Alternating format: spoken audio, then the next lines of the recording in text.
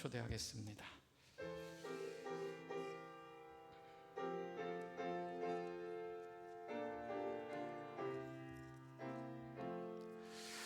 내가 막았느니라 라는 제목으로 오늘 사무엘상 26번째 시간으로 함께 하도록 하겠습니다.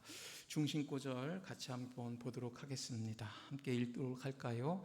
또 내 지혜를 칭찬할지며 또 내게 복이 있을지로다.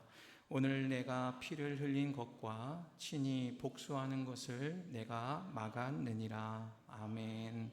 오늘 이 본문을 가지고 우리도 오늘 이 아비가일과 같은 사람이 되기 위해서 기도하면서 오늘 말씀 앞으로 초대하려고 합니다.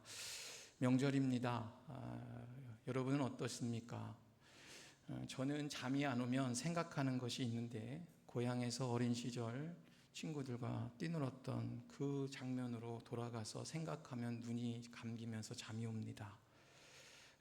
고향이라는 것 다 마음에 이런 편안함이 있을 것입니다. 고향하면 무엇이 떠오릅니까? 그저 나를 받아주고 그저 나를 있는 그대로 바라보는 것이 고향이 아닌가라는 생각을 합니다.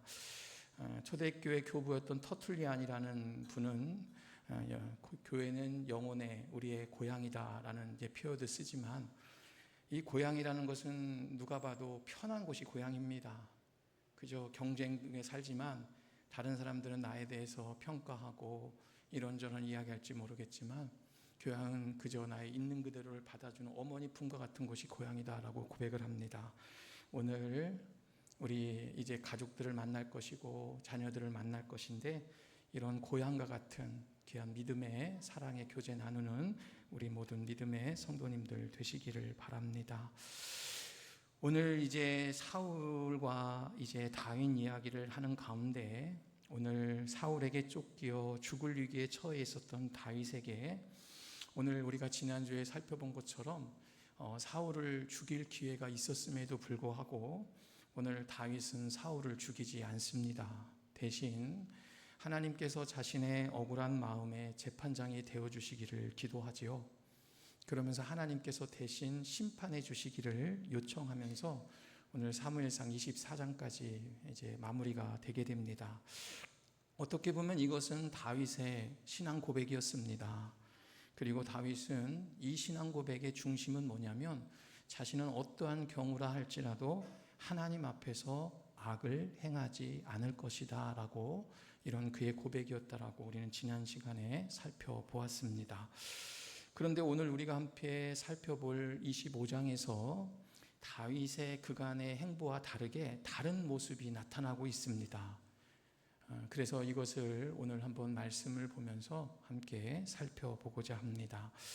오늘 사울과의 만남을 넘어선 다윗은 이제 누구랑 만나냐면 나발이라는 한 사람과 이제 만나게 됩니다. 오늘 다윗이 만난 나발, 그는 누굴까요? 오늘 2절 3절 말씀에 그에 대해서 이렇게 설명을 하고 있습니다.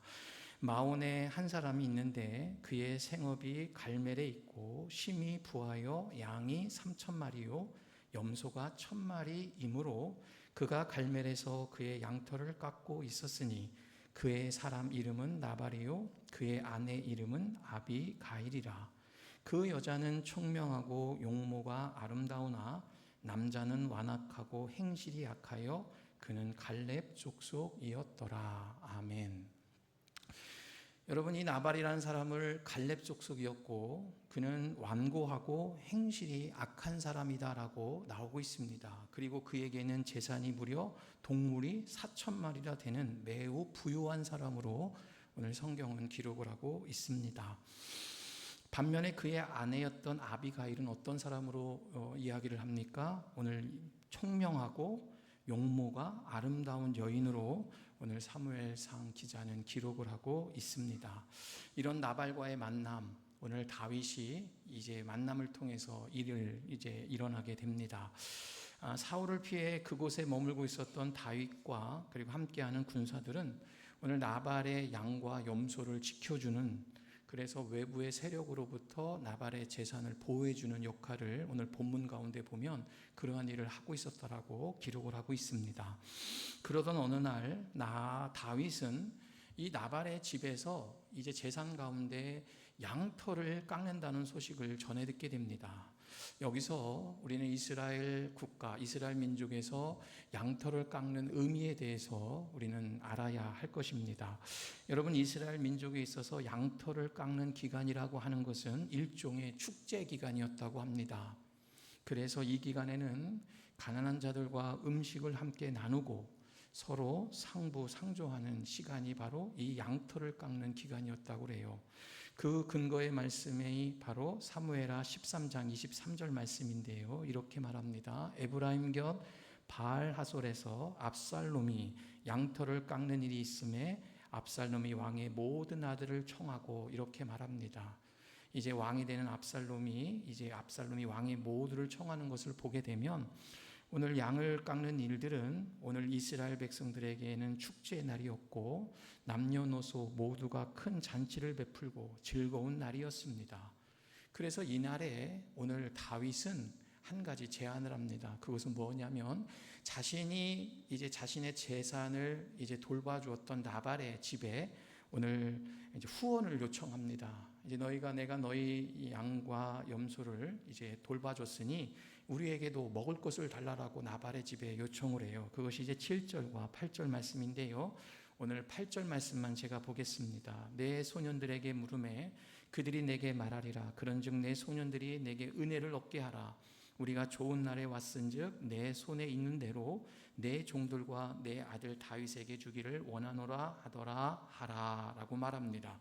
좋은 날에 왔다, 즉 양털을 깎는 날에 왔다라는 거예요. 그렇기 때문에 내가 나의 군사들과 함께 너의 양과 염소를 지켜주었으니 이제는 우리도 즐길 수 있도록 너희의 먹을 것을 우리에게 좀 달라라고 다윗이 요청했다라는 것입니다. 어떻게 보면 일종의 대가를 요구한 것이기도 하다라는 거예요. 그런데 여기서부터 문제가 생기기 시작합니다.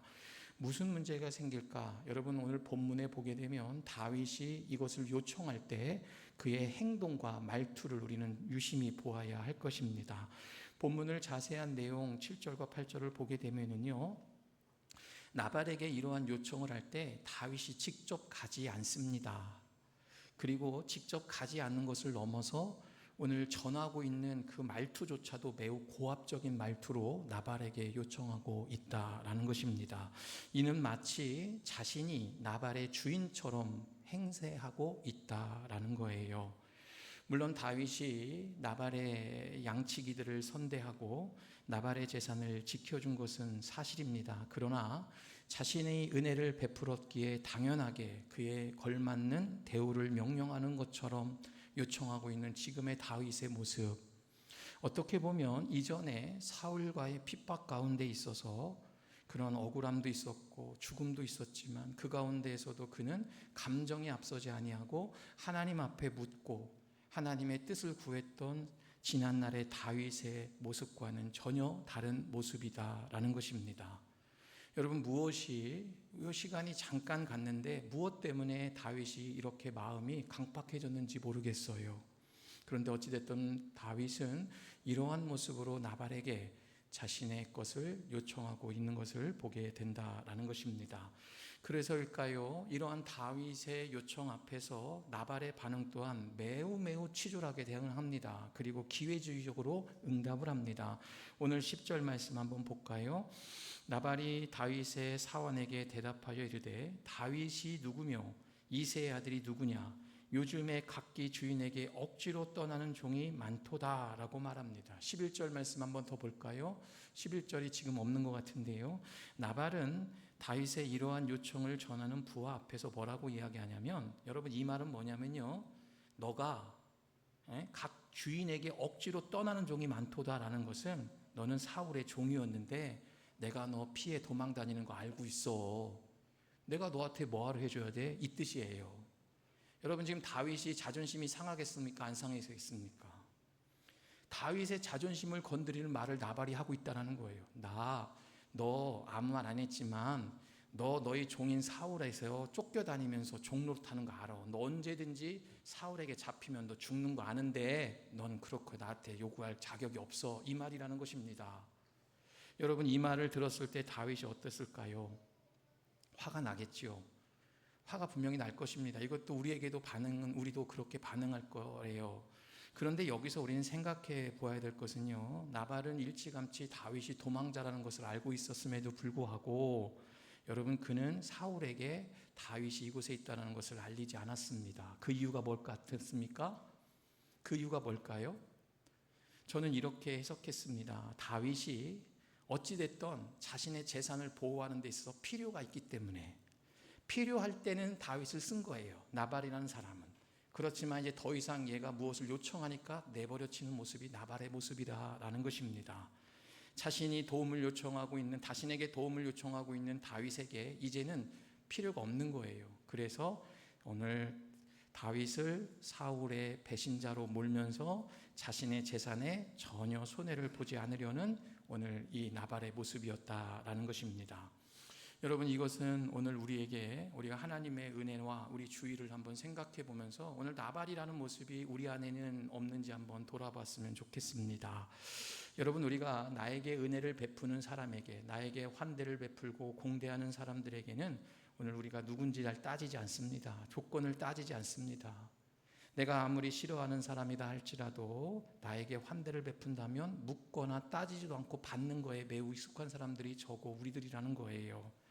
그래서 결국에는 어떻게 되냐면 이 받는 것, 도움받는 것, 내가 지금 여기서 도움받고 살아가는 것, 내가 다른 사람의 도움받게 기도로 살아가는 것에 대해서 매우 당연하게 되는 것이고 그것에 익숙함이 우리를 조종한다라는 것입니다. 그러나 반대로 우리 한번 보십시오. 내가 도움을 줄 때는 상황이 다르다는 것입니다. 무슨 말입니까? 따진다는 거예요. 내가 도움을 줄 사람의 자격을 따진다는 것입니다. 내가 이렇게 저 사람에게 도움을 줄 정도로 저 사람이 어려운가? 다 계산하고 따진다라는 거예요. 저 사람이 정말 도움을 받을 만한 사람인가? 몇 번이고도 더 점검한다라는 것입니다. 그래서 어떨 때는 애써 스스로 자신의 마음을 타협합니다. 내가 아니어도 된다. 나도 어려운데, 나도 살기 힘든데 내가 굳이 도와야 되나? 여러분, 이 모습이 우리 안에 있지 않은지 봐야 된다는 거예요. 나발의 모습이긴 하지만 우리도 마찬가지라는 것입니다. 받는 것에는 매우 익숙합니다.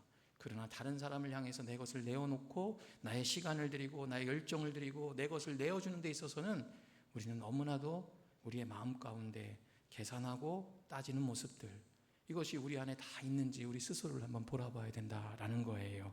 오늘 믿음의 고백에 따른 실천을 하기 위해서, 여러분, 고백하기 위해서, 내가 무언가 고백하기 위해서 따지기 시작하면 순종할 수 없습니다. 여러분, 내가 다른 누군가를 위해서 환대를 하고 공대하는데 따지기 시작하면 못합니다. 내가 하나님의 교회를 위해서 무언가를, 하나님의 성물을 드리기를 원하고 저 선교사님을 위해서 내 마음에 감동이 돼서 무언가를 드리고 싶은 마음이 있을 때 여러분, 따지기 시작하면 할 수가 없다는 거예요. 하나님 앞에 순종만이 필요하다는 것입니다. 나도 우리가 고백처럼 하나님께서 우리에게 말씀하시잖아요. 예수님이 말씀하셨잖아요. 너도 거저받았으니 거저주라고. 여러분, 이것이 우리의 고백이 되어야 된다라는 것입니다. 거저받았으니 거저주는 마음. 내가 거저받았으니 거저주려고 하는 마음을 주님 저에게 허락하여 주십시오. 따지지 않게 하여 주십시오. 그래서 여러분, 하나님 앞에 내 것을 내어드린다는 것, 내 이웃을 향해서 내 것을 내어드린다는 것은 계산하고 드리면 드리는 우리들도 실망하게 된다는 거예요. 우리 지역에 오늘 우리 너무나도 유명한 선생님 있잖아요. 김장한 선생님 있잖아요. 그분이 한 이야기가 뭐가 있습니까?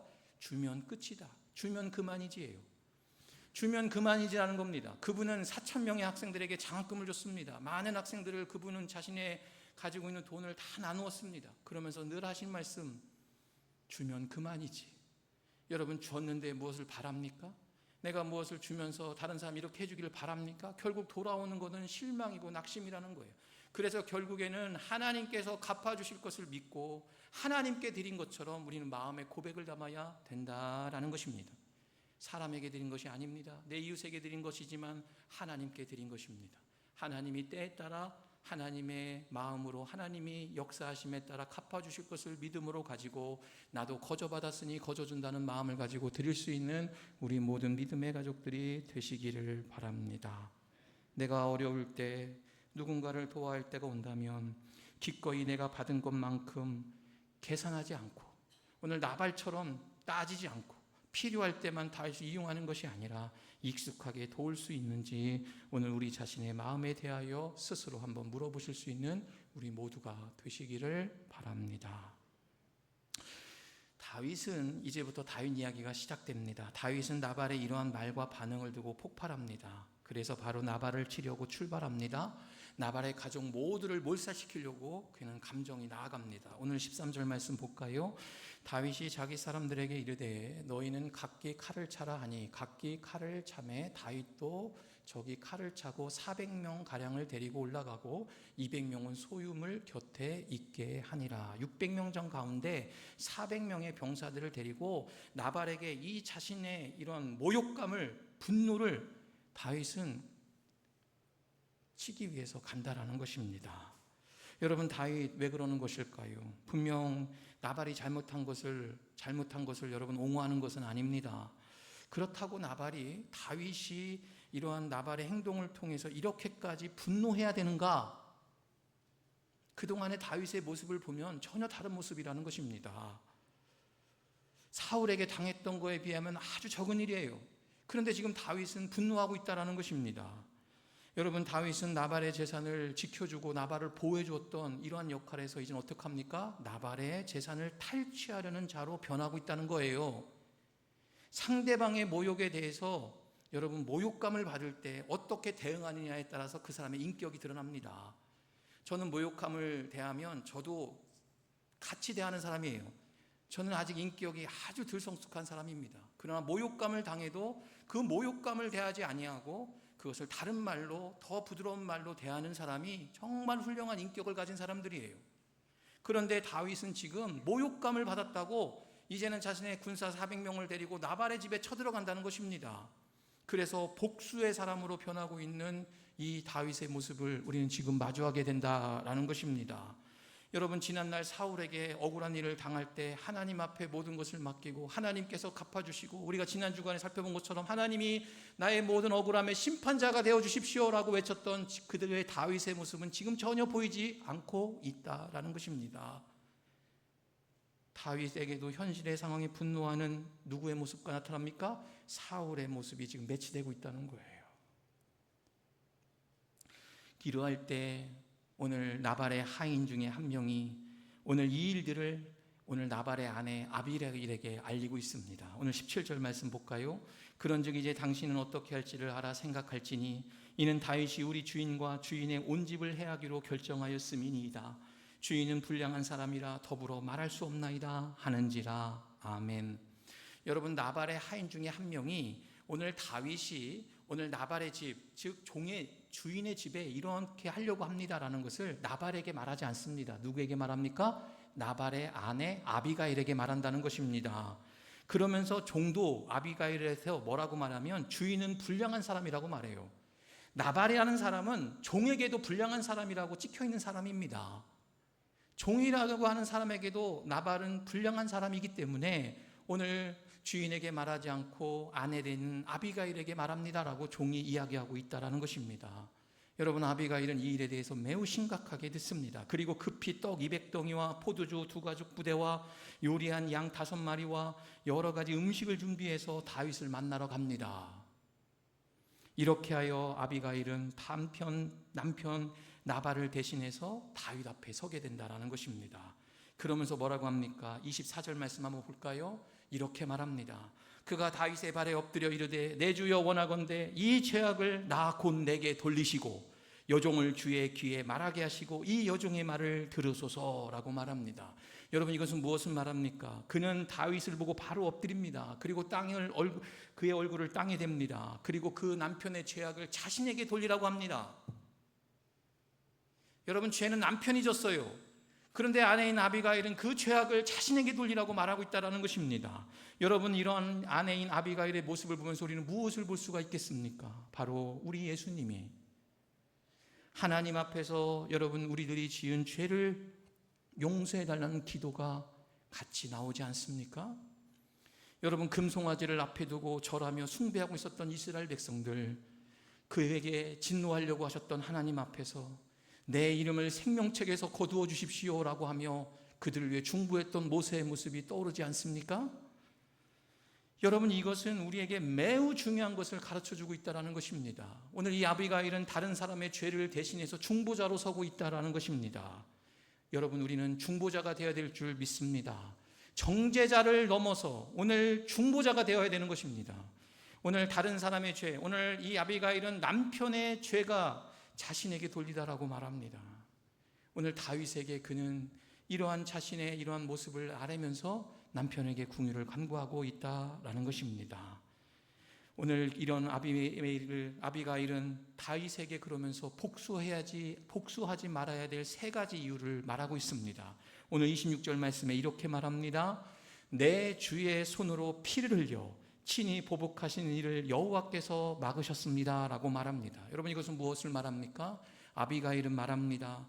다윗 손으로 피를 흘리며 직접 보복하신 일은 여호와께서 원하시지도 않습니다. 그러하기 때문에 막으실 겁니다 라고 말합니다. 하나님께서는 당신, 즉 다윗, 당신께서 직접 손을 가지고 피를 흘리며 보복하시는 일을 원하지 않습니다. 그렇기 때문에 막읍니다 라고 말한다는 거예요. 두 번째는 29절에서 알 수 있습니다. 29절 말씀 볼까요? 내 주의 원수들의 생명은 물매로 던지듯 여호와께서 그것을 던지시리라 라고 말합니다. 여러분, 이것은 무엇이냐면 아비가일은 다윗에게 말합니다. 사울 앞에서 하나님이 대신 심판자가 되어줄 것을 고백했던 것처럼 다윗 억울하시죠? 하나님이 대신하여 심판해 줄 겁니다. 이걸 지금 얘기하고 있다는 거예요. 아비가일이 다윗에게 하나님이 대신 심판해 줄 거니까 멈추십시오라고 말하는 것입니다. 그런데 여러분, 진짜로 우리가 말씀 가운데 뒤에 후반부에 있지만 살펴보진 않겠지만 열흘 후에 나발은 잔치 가운데 흥에 취하다가 죽게 됩니다. 하나님이 치셨다라고 그래요. 다윗이 만약에 아비가일이 막지 않고 가서 분노해서 쳤으면 여러분, 다윗은 피를 그의 손에 잡은 자가 되는 것입니다. 그러나 하나님이 치십니다. 열흘 후에 나발이 흥에 취해서 흥청망청하다가 밤에 죽은 상태로 발견이 돼요. 하나님이 치셨다라고 말합니다. 오늘 이 아비가일은 하나님이 대신하여 심판할 거기 때문에 다윗 그러지 마십시오라고 말하는 거예요. 마지막 세 번째가 뭡니까? 30절과 31절에 나오고 있습니다. 이렇게 말합니다. 내 주를 이스라엘의 지도자로 세우실 때에 내 주께서 무죄한 피를 흘렸다든지 이렇게 말하죠. 여러분, 무엇을 말합니까? 아비가일은 알고 있었습니다. 하나님께서 장차 다윗을 이스라엘의 지도자로 세울 것을 말입니다. 그래서 무죄한 자들의 피를 흘리겠다든지 그들을 친히 보복했다든지 이러한 일로 하나님께서 슬퍼하실 일이 없도록 하라는 거예요. 아비가일은 다윗이 이스라엘의 지도자가 될 것을 알고 있었다라는 것입니다. 여러분, 이처럼 아비가일은 다윗의 모욕감으로 인한 감정과 그리고 자신의 힘으로 복수하려는 것들이 하나님의 뜻에 맞지도 않거니와 나중에 왕위에 오를 때에도 마음 편한 일이 아니다라고 분명히 다윗에게 말해주고 있다라는 것입니다. 여러분, 이런 아비가일의 설득을 우리가 보게 되면 우리 가정 살려주십시오가 아니에요. 누구의 입장에서 지금 설득하고 있습니까? 자신의 가족의 입장에서 설득하는 것이 아니라 다윗을 위한 설득을 하고 있다는 거예요. 그런 의미에서 보면 하나님이 아비가일을 누구에게 보내주신 겁니까? 다윗에게 보내준 거예요. 여러분, 아비가일이 우리 가정 살려주세요, 우리 가정 살려주세요 라고만 했으면 아비가일은 하나의 역할이었겠죠. 그러나 이 모욕감으로 해서 분노하고 하나님 앞에 가장 큰 죄를 질 수 있는 그 순간 하나님은 아비가일을 보내서 아비가일을 통해서 다윗을 하나님은 설득하게 하셨다는 것입니다. 이 말은 아비가일을 통해서 하나님의 마음이 다윗에게 전해진 거예요. 아비가일을 통해서 지금 다윗에게 원하시는 하나님의 마음이 증거됐다라는 것입니다. 여러분, 이것은 지난날 다윗이 사울에게 받았던 모욕감, 분노, 억울함을 하나님이 갚아줄 거라고 자신이 고백했지만 이제는 자신이 고백할 수 없는 상황까지 놓였을 때 하나님은 아비가일이라는 한 사람을 불러서 다시금 하나님의 마음을 깨닫게 하였다라는 것입니다. 결국 이런 모습, 이 아비가일의 모습을 통해서 나발에 대한 이 다윗의 감정은 멈추게 되었고 복수하려는 계획을 멈추게 됩니다. 그리고 오늘 말씀의 제목 중심 구절처럼 다윗은 아비가일에게 말합니다. 내가 막았느니라. 여러분, 내가 막았느니라 이렇게 말한다는 거예요. 여러분, 우리가 아비가일 같은 사람이 되어야 될 줄 믿습니다. 아비가일 같은 사람이 돼야지만이 하나님께서 하나님의 마음을 전해주는 통로가 되는 줄 믿습니다. 오늘 다윗에게 1년의 일 통해서 세 가지를 묵상하며 말씀을 마치려고 합니다. 여러분, 지금 다윗은 하나님을 향한 민감함을 잃어버렸습니다. 여러분, 하나님을 향한 민감함을 잃어버렸다는 건 다른 말로 표현하면 죄에 대하여 민감함을 잃은 것과 마찬가지다라는 것입니다. 이때 하나님은 아비가일을 그에게 보내십니다. 그래서 다시 하나님의 마음이 무엇인지, 그리고 하나님께서 원하시는 것이 무엇인지를 다윗에게 깨닫게 해주십니다. 하나님께서 다윗에게 하나님을 기억할 수 있도록 아비가일을 보냈고, 그리고 아비가일을 통해서 다윗을 다시 하나님의 마음으로 인도하는 것을 우리는 볼 수가 있다라는 거예요. 여러분, 우리도 이런 아비가일 같은 사람이 되어야 될 줄 믿습니다. 죄를 더 짓게 하는 곳에 쓰지 마십시오. 여러분, 죄를 멈추게 하고 우리 마음이 잃어버렸던 사람들, 하나님의 마음을 잃어버렸던 사람들에게 하나님의 마음을 다시 찾을 수 있는 도구로 쓰임받는 여러분들 되시기를 바랍니다. 하나님의 마음과 시선이 잃어버린 성도가 있다면, 오늘 낙심해서 절망하고 있는 성도들에게 다시 그를 향하신 하나님의 마음과 시선을 발견할 수 있도록 여러분이 아비가일과 같은 역할로 하나님께 쓰임받을 수 있으시기를 바랍니다. 여러분, 피스메이커라는 말이 있어요. 중재인, 조종자라고 말합니다. 여러분이 있는 곳에 싸움이 있습니까? 평화가 있습니까? 여러분이 말을 하는 곳에 하나님의 마음이 있습니까? 아니면 사단의 마음이 있습니까? 여러분의 마음이 있는 곳에 낙심한 자, 하나님의 마음을 잃어버린 자가 다시 새 힘을 얻어서 일어날 수 있는 힘을 얻습니까? 아니면 여러분의 그 모습 때문에 더 악이 팽배해지고 하나님의 마음과 전혀 다른 모습으로 가게끔 하고 있냐라는 거예요. 저는 우리 가정의 피스메이커였습니다. 제가 스스로 자랑을 할 수 있습니다. 저는 저희 몇 번도 말씀드렸습니다. 저희 할머니와 어머니는 매일매일 싸우셨습니다. 우리 부모님이 유튜브 보셔도 됩니다. 이번에 가면 유튜브 보여줄 겁니다. 매일매일 싸우시는 것이 저의 일상이었습니다. 할머니와 어머니는, 저희 할머니가 세상을 떠난 지 10년 됐습니다. 93세 2015년 9월 26일 날 제가 부목사 때 돌아가셨습니다. 그런 할머니와 어머니는 매일 같은 공간에 있으면서 많이 다투셨습니다. 그때 저는 다른 형제들은 학교를 가고 다 가정을 피해 있을 때 저는 홀로 집에 있었습니다. 그러면 어머니와 할머니가 다투게 될 때 할머니는 항상 문을 잠그면 그 문을 열 수 있는 사람은 바로 저밖에 없었습니다. 그럼 제가 가서 문을 열고 엄마 입장을 대변합니다. 엄마 입장을 대변하고 엄마에서 가서는 할머니 입장을 대변합니다. 여러분, 별것 아닌 것 같지만 저의 이 모습이 사실은 저는 지금 와서 많은 저의 마음에 혼란함도 있는 것 같긴 하지만 저의 하나의 장점이 되었습니다. 여러분, 이것을 신앙원으로 보게 된다면 여러분이 있는 곳에는 다툼이 있으면 안 됩니다. 여러분이 있는 곳에 가정에서 다툼이 있고, 여러분이 그리스도인이라고 있는 사람들이 서 있는 곳에서 더 분노가 있고 하나님의 뜻과는 다른 모습이 있다면 그것은 하나님의 마음이 아니다라는 거예요.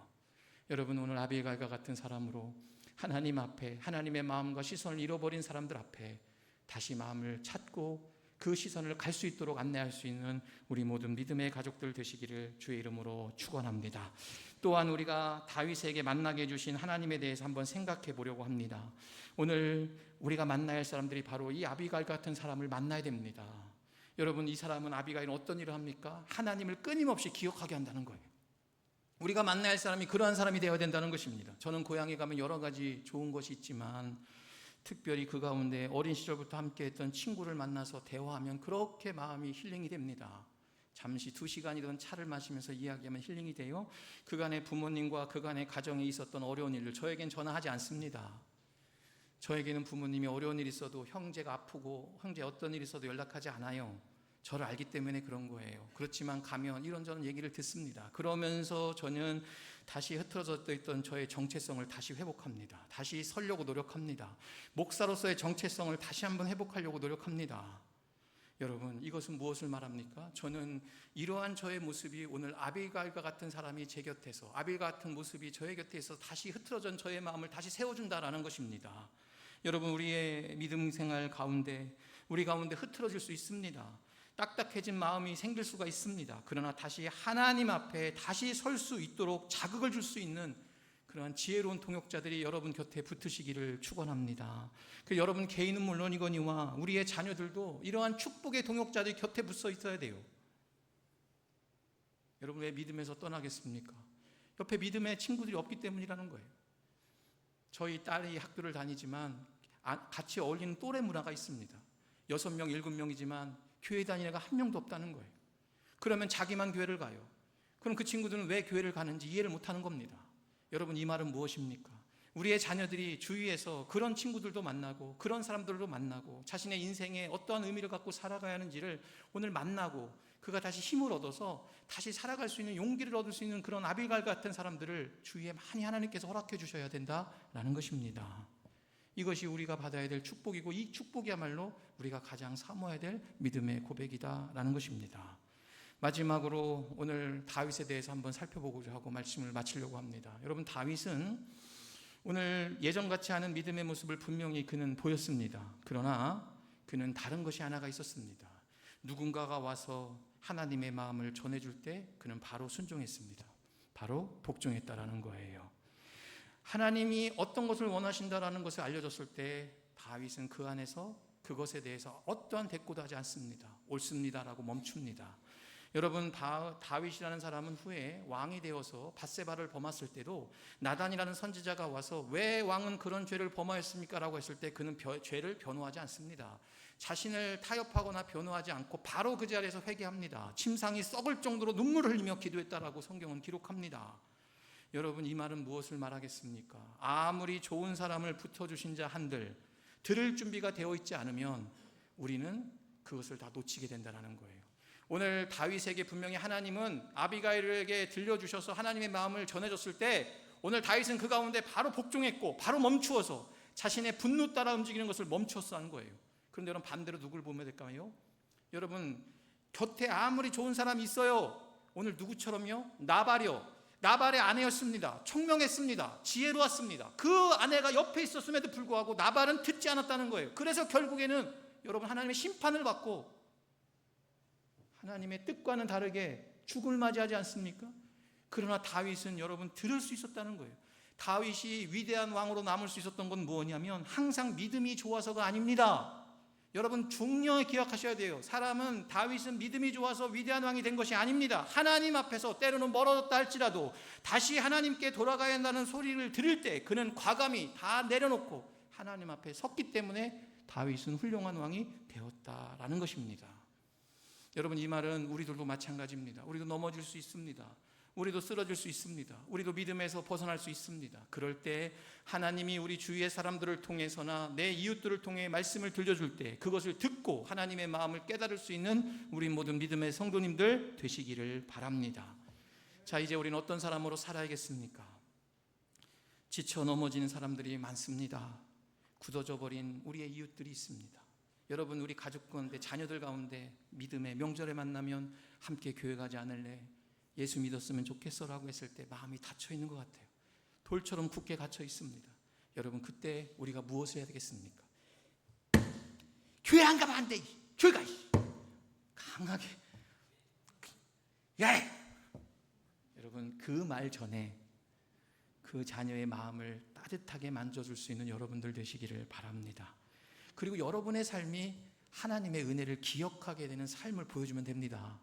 당장은 이루어지지 않을 수 있어요. 하나님의 방법과 시간은 분명히 역사하고 있습니다. 그러나 따뜻한 마음 가지고 자녀에게 보면서 아이고, 우리 왕자님 오셨어요, 우리 공주님 오셨어요 하면서 최대한 부모가 할 수 있는 만큼 하고, 종교 얘기, 취업 얘기, 결혼 얘기 우리 성도님께 꼭 부탁합니다. 자녀에게 취업 언제 할 거냐, 결혼 언제 할 거냐, 너 뭐 먹고 살 거냐, 앞으로 계획이 뭐냐, 여러분 얘기하지 마십시오. 대신 나는 널 위해 기도한다. 엄마 아빠는 널 위해 기도한다. 그리고 엄마 아빠의 삶을 통해 하나님의 살아계심을 보여주고 싶다. 여러분, 이게 더 큰 힘이 될 줄 믿습니다. 여러분, 이러한 사람으로 자녀들에게 기억하고 우리 이웃들에게 기억에 남는 오늘 아비갈 같은 사람이 되시기를 축원합니다. 그리고 어떠한 마음을 갖고 살아야겠습니까? 이런 마음은 아닐까요? 하나님이 주신 지혜에 따라 열린 마음과 생각을 가지고 모두가 하찮다고 생각하는 말에도 하나님이 나를 향한 마음이 전달되고 있음을 기억하고 그것에 대해 귀 기울여 살아갈 수 있는 믿음. 여러분, 이것이 우리에게 필요한 고백인 줄 믿습니다. 아무리 하찮은 말이라고 할지라도 오늘 영적으로 아주 민감한 우리에게 하나님은 그 말을 통해서 하나님의 마음이 전달되어질 수도 있다라는 사실이에요. 그래서 그 마음의 음성이 내 안에 들렸다면, 잘못 가던 길이라면 그 길을 멈추고 돌이켜 하나님이 기뻐하시는 길로 나아가실 수 있는 여러분들 되시기를 바랍니다. 이번 명절에 가족 친지들과 안부 나누고 만날 때 여러분을 통해서 하나님의 마음이 전해지시기를 바랍니다. 여러분을 통해서 하나님의 은혜가 기억되시기를 바랍니다. 그래서 우리 가족 모두가, 여러분, 하나님을 믿는다고 해서 하나님의 음성이 그에게만 들리는 게 아니고요, 하나님을 안 믿는다고 해서 하나님의 음성이 그에게 안 들리는 것이 아닙니다. 깨달으면, 하나님이 그의 마음 녹여주시면 하나님의 음성이 그에게도 들리고 하나님 앞에 서게 된다는 것을 꼭 기억하시는 여러분들 되시기를 바랍니다. 우리 가족 모두가 그래서 여러분들을 통해서 오늘 아비갈 같은 사람이 되어서 오늘 분노도 멈추게 하고 분노를 더 들추는 게 아니라 하나님의 사랑이 우리 가정에 임하고 있는 것을 깨닫는 귀한 축복이 임하시기를 간절히 축원합니다.